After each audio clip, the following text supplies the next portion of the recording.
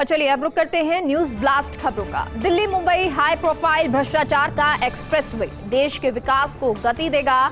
Delhi Mumbai expressway, लेकिन उससे पहले भ्रष्टाचारियों के लिए गतिमान साबित हो रहा ये एक्सप्रेसवे। प्रदेश में इस हाईवे का होना है 374 किलोमीटर का निर्माण और अभी 3 जिलों में 160 किलोमीटर का कार्य पूरा हो चुका है। ये काम पूरा होते होते धरे गए एक आईएएस, एक आईपीएस और 3 आरएएस अधिकारी।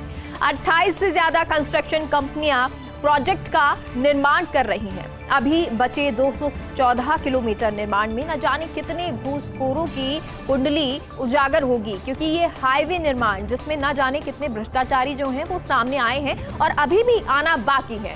दिल्ली मुंबई हाई प्रोफाइल भ्रष्टाचार का एक्सप्रेसवे बन गया है। देश के विकास को गति देगा दिल्ली मुंबई एक्सप्रेसवे, लेकिन उससे पहले भ्रष्टाचारियों के लिए गतिमान साबित हो रहा है ये एक्सप्रेसवे।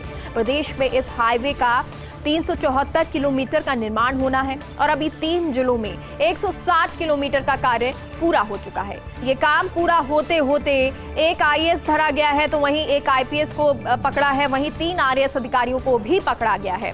28 से ज्यादा कंस्ट्रक्शन कंपनियां प्रोजेक्ट का निर्माण कर रही हैं और अभी बचे 214 किलोमीटर निर्माण में न जाने कितने घूसखोरों की कुंडली उजागर होने वाली है।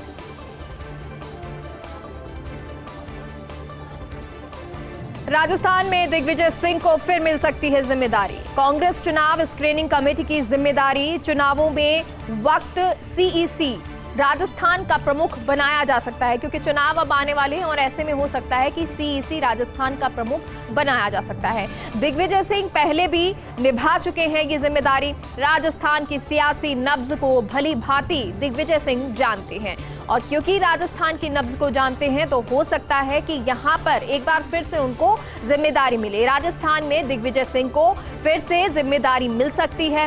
कांग्रेस चुनाव स्क्रीनिंग कमेटी की जिम्मेदारी।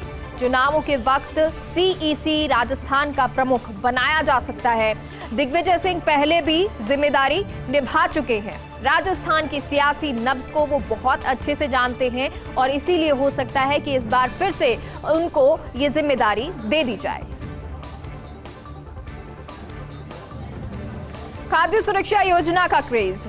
राज्य सरकार ने 10 लाख नए नाम जोड़ने की घोषणा की थी। करीब 2 साल बाद शुरू हुआ पोर्टल। क्रेज इतना कि 22 दिन में ही आवेदन पहुंच गए 9 लाख के पार। ग्रामीण क्षेत्रों में 7,66,000 और शहरी क्षेत्रों में 1,33,000 आवेदन। तो आपको बता दें, खाद्य सुरक्षा योजना का क्रेज नजर आ रहा है। राज्य सरकार ने 10 लाख नए नाम जोड़ने की घोषणा की थी। करीब 2 साल बाद पोर्टल शुरू हुआ। क्रेज इतना है कि 22 दिन में ही आवेदन 9 लाख के पार पहुंच गए हैं। ग्रामीण क्षेत्रों में 7,66,000 और शहरी क्षेत्रों में 1,33,000 आवेदन आए हैं। भाजपा का उत्तरी राजस्थान पर फोकस। पार्टी इस बार बीकानेर में करवाने जा रही कार्यक्रम। इससे पहले अजमेर में कार्यक्रम करवाना तय माना जा रहा था। 2 साल से बीकानेर संभाग में नहीं हुआ भाजपा का कार्यक्रम। अब जेपी नड्डा बीकानेर संभाग में कार्यकर्ताओं में जोश भरेंगे। किसान आंदोलन का असर दिखा था बीकानेर संभाग में और उस वक्त से संभाग के 4 जिलों में भाजपा नेता नहीं जा पाए थे। बीकानेर संभाग की 24 में से मात्र 10 सीटों पर ही भाजपा काबिज है। ऐसे में सीटों में बढ़ोतरी के हिसाब से महत्वपूर्ण रहने वाला है नड्डा का दौरा। तो नड्डा का दौरा बहुत महत्वपूर्ण रहेगा और वो इसलिए क्योंकि बीकानेर संभाग में कोई बड़ा नेता बहुत लंबे समय बाद जा रहा है और भाजपा का अब उत्तरी राजस्थान पर लगातार फोकस है। पार्टी इस बार बीकानेर में करवाने जा रही है कार्यक्रम।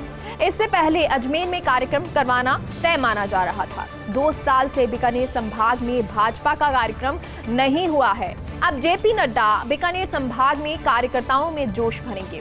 किसान आंदोलन का असर दिखा था बीकानेर संभाग में और उस वक्त से संभाग के 4 जिलों में भाजपा नेता नहीं जा पाए थे। बीकानेर संभाग की 24 में से मात्र 10 सीटों पर ही भाजपा काबिज है। ऐसे में सीटों में बढ़ोतरी के हिसाब से महत्वपूर्ण रहने वाला है नड्डा का दौरा। शिक्षा विभाग की बेबसी। अधिकांश सरकारी स्कूलों के पास नहीं भूमि का स्वामित्व। आजादी के 75 साल बाद भी ऐसे हालात, पट्टा नहीं होने से स्कूलों की जमीनों पर अतिक्रमण हो रहा है और सरकारी योजनाओं का लाभ उठाने में परेशानी आ रही है। ऐसे अधिकतर मामले ग्रामीण इलाकों की स्कूलों में हैं। तो ज्यादातर जो मामले हैं, अधिकतर मामले जो हैं वो ग्रामीण स्कूलों में देखने को मिल रहे हैं। शिक्षा विभाग की बेबसी है, अधिकांश सरकारी स्कूलों के पास भूमि का स्वामित्व ही नहीं है। आजादी के 75 साल बाद भी ऐसे हालात बने हुए हैं। पट्टा नहीं होने से स्कूलों की जमीनों पर अतिक्रमण हो रहा है और सरकारी योजनाओं का लाभ उठाने में परेशानी आ रही है। ऐसे अधिकतर मामले जो है वो सबसे ज्यादा ग्रामीण इलाकों की स्कूलों में देखने को मिल रहे हैं। क्या भाषा विवाद उत्तर दक्षिण का ही मसला है? शायद भाजपा ने अब दक्षिण भारत में विस्तार की उम्मीद छोड़ी है। उत्तर भारत और हिंदी भाषी क्षेत्रों में फोकस की रणनीति बनी है। 2024 के चुनाव में कर्नाटक छोड़कर बाकी राज्यों में ज्यादा उम्मीद नहीं। ऐसे में भाजपा थिंक टैंक ने हिंदी भाषी राज्यों में फोकस की रणनीति बनाई, क्योंकि यहाँ 90% के करीब सीटें भाजपा और उसकी सहयोगी पार्टियों के पास है। उत्तराखंड, हिमाचल प्रदेश, बिहार, झारखंड, राजस्थान, एमपी, छत्तीसगढ़, दिल्ली, हरियाणा, गुजरात पर भरोसा और इसके अलावा महाराष्ट्र, कर्नाटक और पश्चिम बंगाल में कुछ सीटें मिलने की उम्मीद है। एक सोची समझी रणनीति के तहत ही भाजपा ने हिंदी पर छेड़ी बहस। तो एक रणनीति बनाई गई और उसके बाद ही हिंदी पर बहस छेड़ी गई है। तो क्या भाषा विवाद उत्तर दक्षिण का ही मसला है? शायद भाजपा ने अब दक्षिण भारत में विस्तार की उम्मीद छोड़ दी है, क्योंकि वहां पर हिंदी को बहुत ज्यादा तवज्जो नहीं दी जाती है। और जिस तरह के मसले जो हैं अभी हाल ही में सामने आए, उसके बाद शायद ये उम्मीद भाजपा की तरफ से छोड़ दी गई। उत्तर भारत और हिंदी भाषी क्षेत्रों में विकास की रणनीति बनी। 2024 के चुनाव में कर्नाटक छोड़कर बाकी राज्यों में ज्यादा उम्मीद नहीं। ऐसे में भाजपा थिंक टैंक ने हिंदी भाषी राज्यों में फोकस करने की अब रणनीति बनाई, क्योंकि यहाँ 90% के करीब सीटें भाजपा और उसके सहयोगी पार्टियों के पास में हैं। उत्तराखंड, हिमाचल प्रदेश, बिहार, झारखंड, राजस्थान, एमपी, छत्तीसगढ़, दिल्ली, हरियाणा, गुजरात, जहां पर भरोसा भाजपा को है। इसके अलावा महाराष्ट्र, कर्नाटक और पश्चिम बंगाल में कुछ सीटें मिलने की उम्मीद जताई है। उम्मीद भाजपा को हो भी रही है। एक सोची समझी रणनीति के तहत ही भाजपा ने हिंदी पर बहस छेड़ी है। आखिर महाराष्ट्र में शिवसेना की क्यों टेंशन बढ़ी है? बुलडोजर और हनुमान चालीसा की सियासत ने चिंता बढ़ा दी है। शिवसेना नेताओं को डर है कि भाजपा की ऐसी राजनीति से टूट हो सकती है। भाजपा का प्रयोग सफल रहा तो शिवसेना का कोर हिंदू वोट छिटकने का भय है, क्योंकि उसकी सहयोगी पार्टी कांग्रेस और एनसीपी को नहीं होगा ज्यादा नुकसान। तभी राज ठाकरे, नवनीत, रवि राणा के हनुमान चालीसा पढ़ने वाली सियासत ने टेंशन बढ़ा दी है। ऐसे में शिवसेना नेता चाहते किसी भी तरह से जल्द ये विवाद खत्म हो जाए, लेकिन ऐसा लग नहीं रहा, बल्कि हिजाब और हलाल मीट का मामला भी महाराष्ट्र पहुंच सकता है, क्योंकि कर्नाटक और उसके बाद अब हिजाब का मामला, हलाल का मामला महाराष्ट्र पहुंच सकता है। लेकिन महाराष्ट्र में शिवसेना की टेंशन बढ़ी हुई है। बुलडोजर और हनुमान चालीसा की सियासत ने ये चिंता बढ़ा दी है।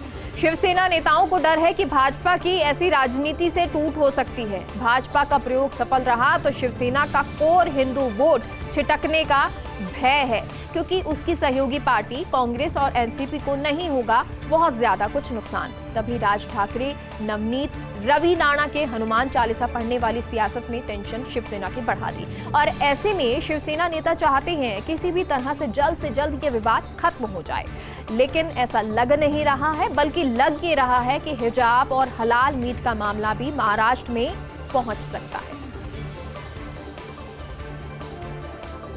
आखिर कब दूर होगा नागौर का पेयजल संकट? जायल तहसील के घाटिया कटवासरों की ढाणी में पेयजल संकट। धाननी, अजबपुरा में जीएलआर पेड़ पड़े हैं सूखे और पेयजल संकट गहराने लगा है। ग्रामीणों की प्यास बुझाने के लिए बनाए गए थे जीएलआर। विश्नोई की ढाणी, नायकों की ढाणी, मेघवालों की ढाणी, चौयलों की ढाणी में गहराया पेयजल संकट। लाखों रुपए खर्च कर बनाए गए जीएलआर में एक बूंद पानी नहीं। फास्ट इंडिया की ग्राउंड रिपोर्ट में जायल प्रशासन एवं जलदाय विभाग की पोल खुल गई है। लाखों रुपए खर्च करने के बाद भी जीएलआर में पानी नहीं आया। पीएचईडी अधिकारियों की लापरवाही के चलते ग्रामीणों को नसीब नहीं हो पा रहा है पानी और पानी की किल्लत से ग्रामीण परेशान हैं। महंगे दामों में पानी के टैंकर खरीदने को मजबूर हो रहे हैं, तो टैंकर खरीदने पड़ रहे हैं। वहीं पानी की किल्लत लगातार जालौर में नजर आ रही है, वहीं नागौर में भी नजर आ रही है और नागौर में पेयजल संकट कब दूर होगा, बड़ा सवाल ये उठता है। जायल तहसील के धाटियाद कटवासरों की ढाणी में पेयजल संकट है। धाननी अजबपुरा में जीएलआर पड़े हैं सूखे, पेयजल संकट गहराने लगा है। ग्रामीणों की प्यास बुझाने के लिए बनाए गए थे जीएलआर। विष्णुई की ढाणी, नायकों की ढाणी, मेघवालों की ढाणी, चौयलों की ढाणी में पेयजल संकट गहरा गया है।